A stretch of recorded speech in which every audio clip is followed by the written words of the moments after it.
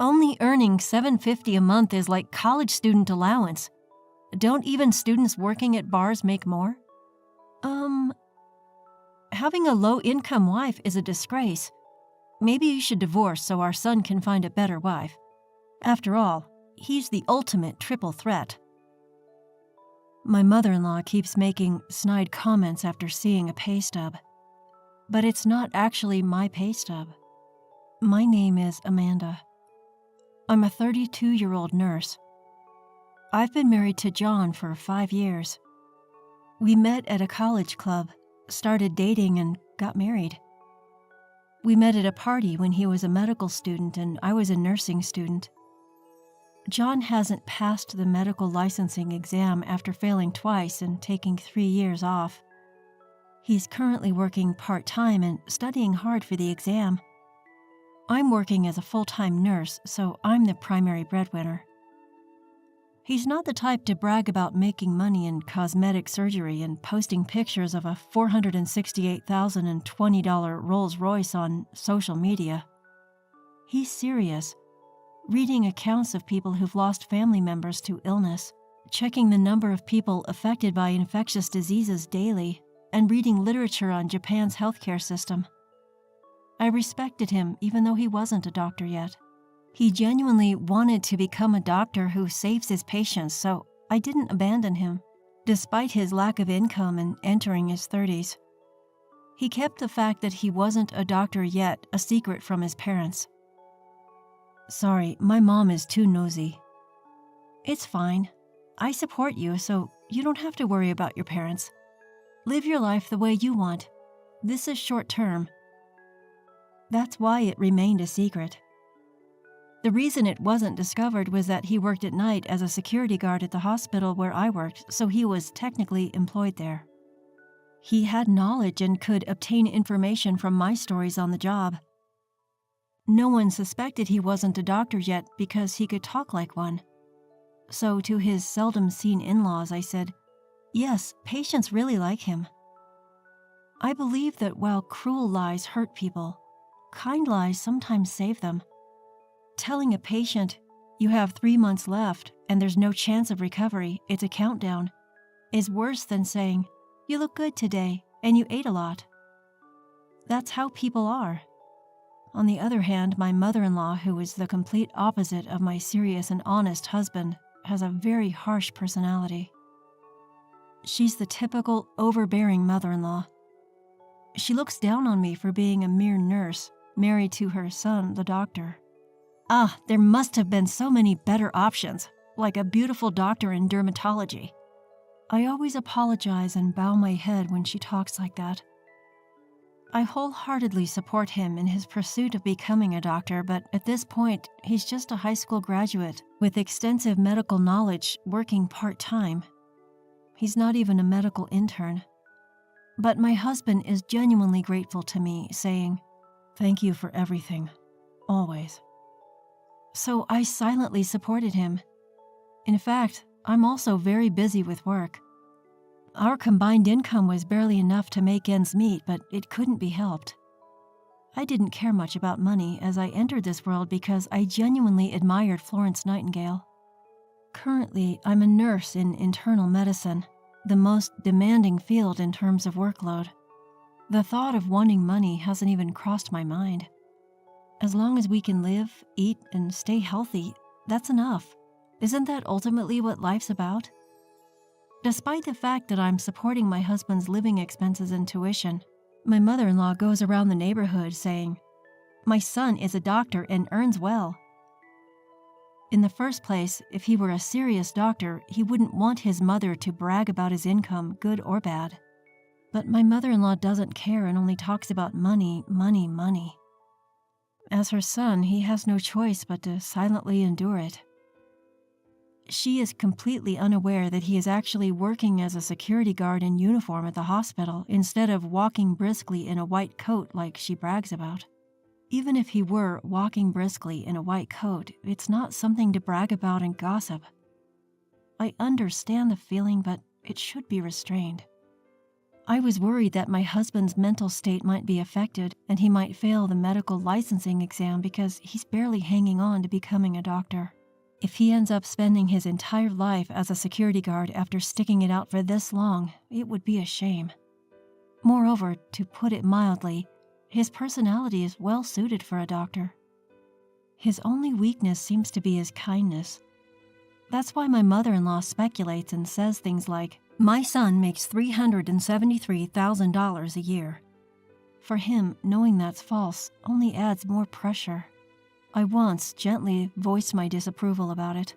I think it would be better for the patients if you didn't talk so much about his job because it might cause problems. After all, if you think about it from the opposite perspective, would you want to go to a doctor whose mother is constantly boasting about her son when you're sick? But my mother-in-law doesn't care. "Shut up. You're just a nurse. You should be grateful that you could marry a doctor. It's luckier than winning a $3 million lottery. Money can't buy status, you nursing school graduate."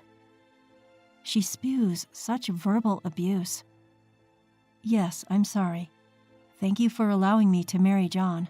I respect him both as a doctor and as a person, so please, just leave him alone. You're so annoying. We can still make him divorce you and remarry now. It would be pitiful if our future grandchild inherits your low IQ blood. This is beyond harassment. It's close to a violation of human rights. But I kept quiet. Somehow, compared to saving a patient's life or a sense of mission in my work, my mother-in-law's sarcasm seemed very trivial. I didn't really take her seriously. But as those days continued, that day finally came. In fact, my in-laws' house is a 30-minute express train ride from our house, so we don't visit each other much. And I'm busy with work, so I wasn't around them much, which is why this lie has been working. However, I don't know if she was bored or just lost her patience, but my mother-in-law showed up at our house unannounced. What a cramped house. Why does my pride and joy of a son have to live in such a poor-looking house? Mother-in-law. Looking at the row of medical books, she narrowed her eyes and said, "Well, he is my son after all," and took a picture with her phone, but most of the books were for the national medical exam, so I was secretly nervous.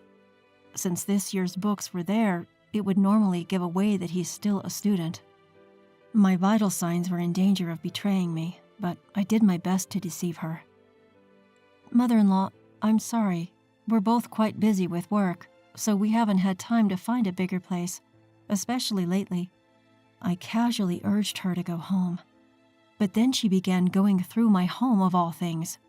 "Hey, what's with these weird dishes? If you're a doctor, you should buy Wedgwood." "Yes, I'm sorry. They're from the dollar store." "What did you say? Dollar store? I'm throwing them away." "No, we couldn't afford luxuries because we were spending money on my husband's textbooks and tuition, so we cut costs on things like plates that didn't affect our simple meals. As long as we can serve food on them, it's fine. For now, passing the exam is the most important thing. My husband was, by chance, working as a security guard at the hospital at the time. It was a good thing he wasn't home. I didn't want to see him hurt, so I planned to get my mother-in-law to leave while he was at work. But she didn't stop rifling through our things. "I'm going to throw away these clothes that look like a student's. If you're a doctor, you should buy high-end branded clothes." My husband's favorite clothes were thrown away.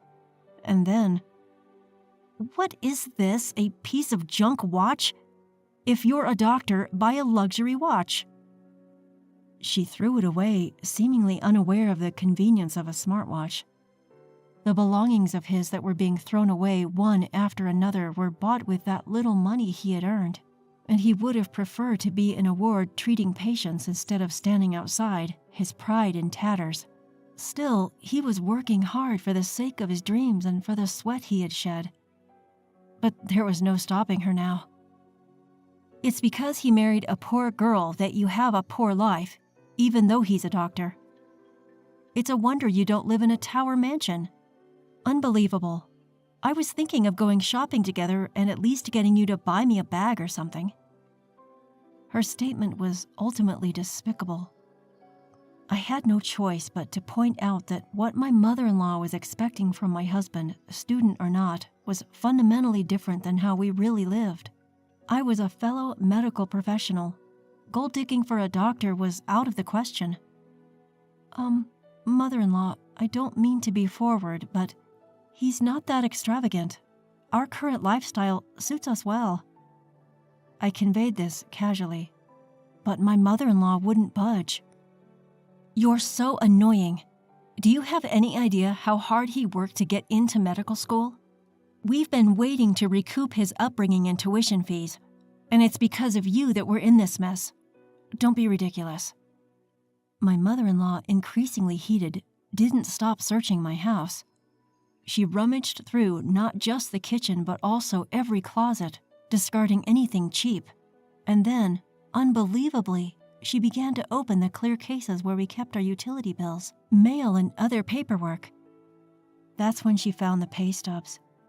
They were marked with $750 and $2.25. Despite my husband's name being clearly written on them, she either didn't notice or couldn't read the writing.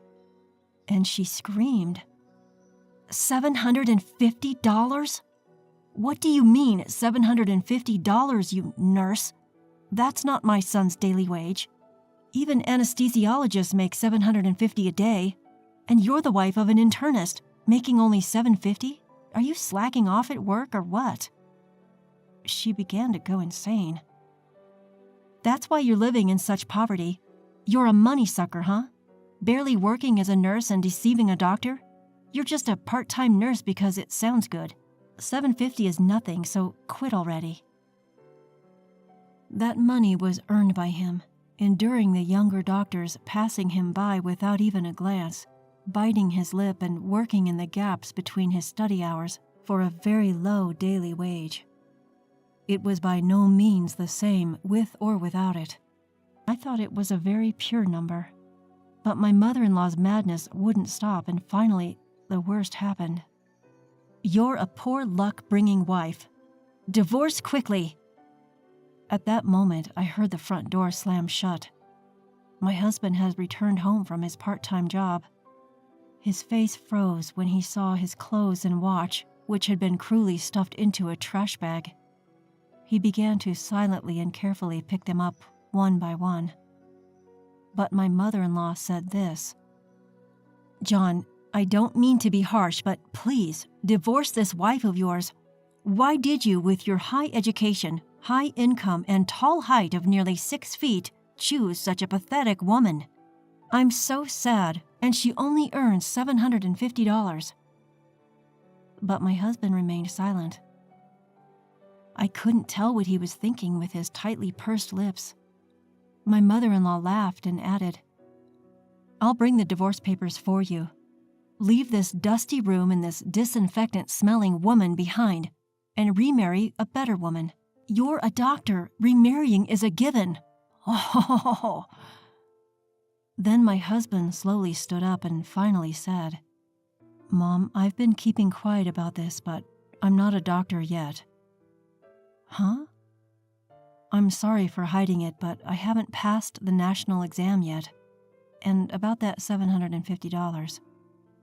For some reason, my mother-in-law was so surprised that she turned to me for help. I don't understand what he's saying. This $750 payslip is yours, right? I decided there was no use hiding it anymore, and I replied, No, it's not mine. My husband chimed in. That's my salary from my part-time job. That can't be. You're lying, right? I'm not lying. It's true. I'm not a doctor yet. I failed the national exam twice. My mother-in-law, shocked to find out her son was not a doctor yet, suddenly started acting strangely. She slipped on some newspaper ads she had scattered earlier while rummaging through our house and fell to the floor. Help me! She slid and fell, but managed not to hit her head by quickly putting her arm out. However, her right arm, the dominant one, broke with a loud snap. It was most definitely a fracture. My husband and I quickly treated her and took her to the hospital, where we guided her to the orthopedic department. But my husband said, "Mom, I'm sorry, but please don't come to our house anymore. And I don't want you to think of me as your son anymore." My mother-in-law was trembling from the shock of it all, but my husband continued. "I knew you were bragging about me, but I put up with it. I felt guilty for lying, but when you insulted the money I worked so hard to earn, that was too much. But I never would have guessed you weren't a doctor."